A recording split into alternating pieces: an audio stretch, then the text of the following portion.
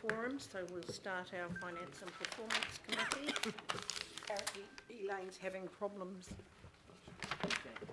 so not sure how that's going to resolve itself. So we have apologies from Councillor Fletcher, from the Mayor for lateness, and from David Taipuri for lateness. Councillors, I just want to mention the passing of Jonah Lomu. I know that we will be doing this more formally next week, but I just thought this is the first council meeting of the whole, and it would be remiss not to mention his passing. So, and I'm sure that our condolences go to his friends and family. As I say, we'll be doing more formal at the governing body meeting. Declarations of interest. Sorry, we didn't move apologies. Oh, moved apologies, sorry. Seconded by Councillor Darby. Declarations of interest, there were none received. Confirmation of minutes of the 28th of October. Would someone move those to be a correct record? Excuse me, have you had apologies, Madam Chair? Yes. Could you just add apologies for lateness for Councillor Watson? No, sure? we can't accept Yes. Just put it all the time. unless he sent it through to the chair, Is this all the time? or the committee. Yeah, no, you can't do that. Thank you. Every meeting. Can someone move the minutes of the last I will. meeting? Thank you, Councillor Cooper, seconded by... Yep. Thank you, Councillor Penrose. All those in favour? Aye. Against? Carried. Moving right on, we have no petitions, we have no public input, we have no local board input, we have no extraordinary items, we have no notices of motion. So we'll go straight on to item number 9, Auckland Council Performance Report. And we have Kevin and Jenny, welcome.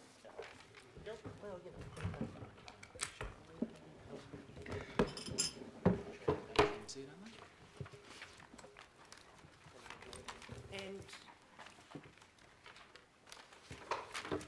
all fixed? Good. Great. Thank you. Good morning, councillors. We've got a brief presentation to take you over, give you a brief overview of the first quarter's performance results.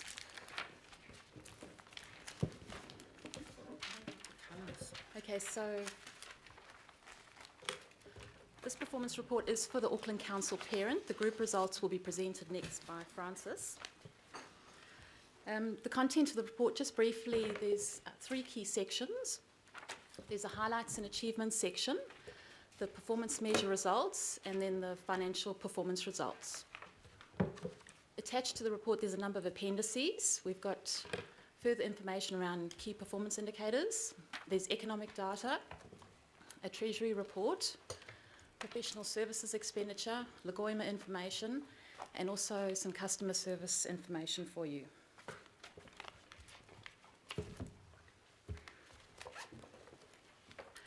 Okay, so just a bit of a snapshot of some of the growth indicators we've seen recently.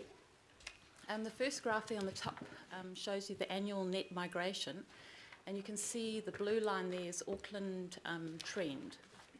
And in the last 2 years, there's been a sharp increase in the number of immigrants coming into Auckland. In particular, in the last year, we've seen a 40% increase year on year, so it's a big shift upwards.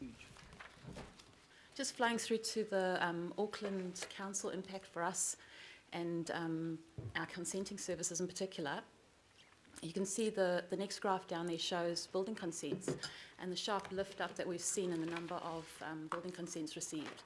There's a 15% increase there, and there's a number of other stats there showing our increase in growth volumes. And the last item there is the resource consents, where you can see a 12% increase in the number of resource consents received. So obviously the strong growth in consenting services also means impact for us in terms of our service delivery and achieving our performance targets. So before we go into the performance measures section, just a bit of an overview as to the changes that have happened with the performance measures since the adoption of the recent long-term plan. So we have seen a big shift and decrease in the number of KPIs that we are now reporting on. There's about a 50% reduction. And if you look at the little yellow piece there, that's, for example, the local boards, where we had 34 KPIs per local board. That's now decreased down to 18 KPIs per board. And overall, we've got about 213 down to 103, so a big shift and reduction in the number of KPIs. In this first quarterly report, we've reported on 40% of the measures, and we're working to increase that so that each quarter you get an early heads up as to how we're tracking during the year. There are about 30% of the measures where they depended on annual surveys, and we'll report on those at the end of the year.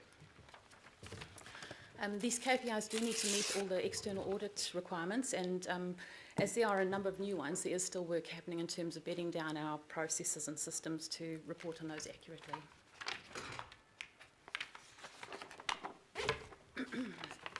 The next slide provides a summary of our overall performance measure results for the first quarter. You can see the big green section of the pie graph there shows 67% of the performance measures were achieved for the first quarter, and there's some examples there of some of the KPIs that were achieved.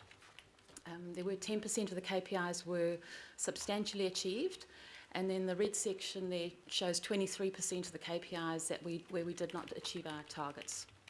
A number of those are in the regulatory space, and there are challenges in the business in terms of delivering to the growth in the city and achieving those targets.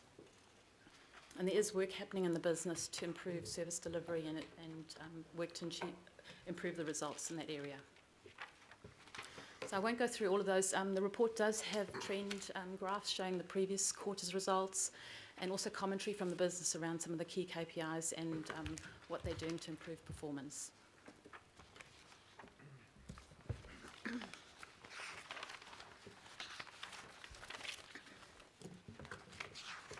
Okay, the next slide provides a summary of our capital investment to date and debt management. So for the first quarter, we've completed $88 million worth of work, which is about 15% of the program for the year. Total approved investment for the year is $572 million. So we're tracking well there, and there's a photograph there of Albany, the swimming pool that's currently being constructed. And then alongside that, the debt management piece. At the end of the first quarter, we're at $6.7 billion debt for the council parent. And the LTP's got a forecast level of $7.1 billion, and we're on track to be in line with that LTP forecast.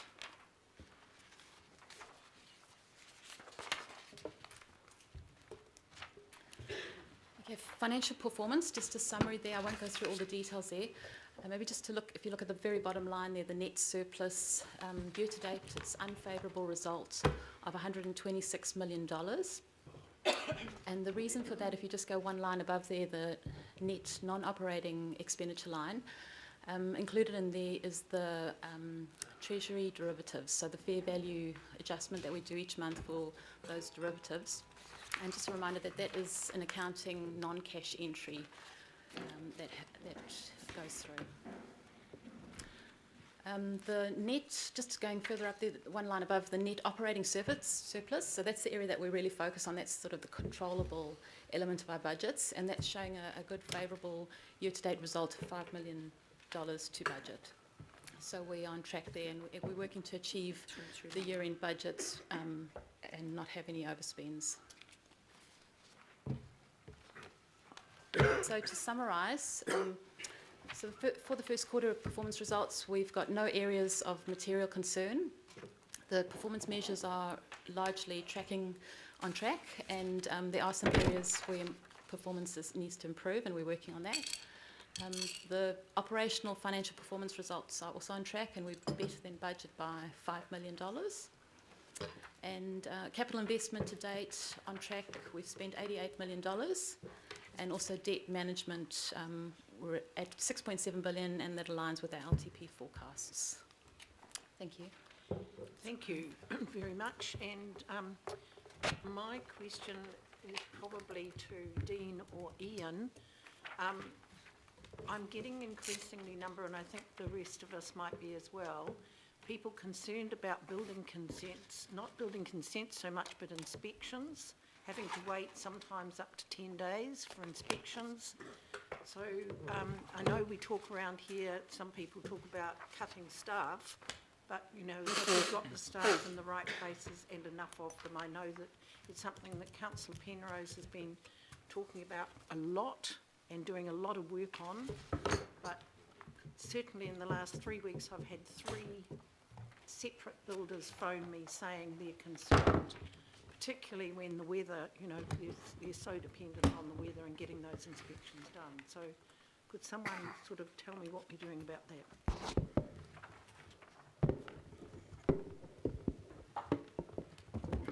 Good morning, Ian McCormick. I lead the building control team. So in terms of, I suppose the situation we've got at the moment is we're having an increase in the number of building consents lodged, and if we actually look at the type of building consents lodged, it should be no surprise that there's a disproportionate increase in the residential area. Residential consents typically require more building inspections than other types of inspections, and so that puts a disproportionate load on our inspections team. At the moment in our inspections area, as many of you will be aware, we're having a fail rate of approximately, say, 20 to 30% month on month, and that fluctuates quite significantly from area to area. We also have some quite significant fluctuations in our inspection demand, and that varies from day to day, week to week, across the region. So it provides, I guess, some challenges in terms of way we deliver inspections. So the first thing I'd like to say is I'm not aware, and I keep a close eye on our statistics of anyone waiting 10 days for a building inspection. Certainly in some areas we have wait times that currently go up to 5 days. Many of you will say, well, that's a long time. People who are working on a site have the ability to obviously plan ahead. That's what most folk do, and they book ahead. We also provide a standby inspection system, so if someone's ready for their inspections then and there and are available for that inspection at any time during the day, they can go on our standby list, and typically we are delivering most of those standby inspections across the region on any given day. Some of you might think, well, hang on, if you've actually got your team fully loaded, how can it be that you end up in a situation where you have you're able to provide these standby inspections? The reason we're able to provide the standby inspections is we're still finding that we have quite a large number of people who are still booking inspections and then cancelling them at the last minute, which causes us some challenges. So we're working with the industry in that respect, and you know, but it remains a challenge for us to deal with. In terms of what are we doing at the moment and why are we under particular pressure at the moment, we're under particular pressure at the moment because we had a number of inspectors leave our inspectorate over the last, say, 9 months, and we've been recruiting for those positions. It typically takes us about 4 months for a building inspector or a person who joins our building inspection team to be capable of working independently, even at our lowest level of competency.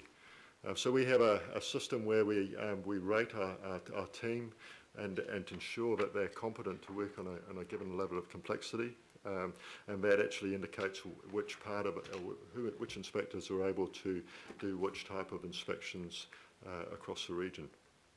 So we are rapidly looking to fill that void.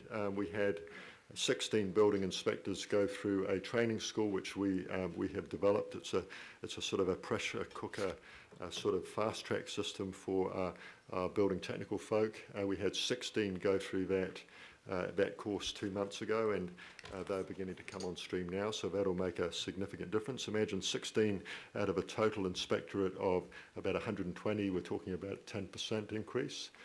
We've also got another training school that's running at the moment, and I understand there's probably another 9 building inspectors going through that. So again, it's another 9 who will come available onto our inspections team. That's roughly, again, probably a total of a 20% increase. But the difficulty is, I suppose, the gap and actually filling that. So what else are we doing? We're also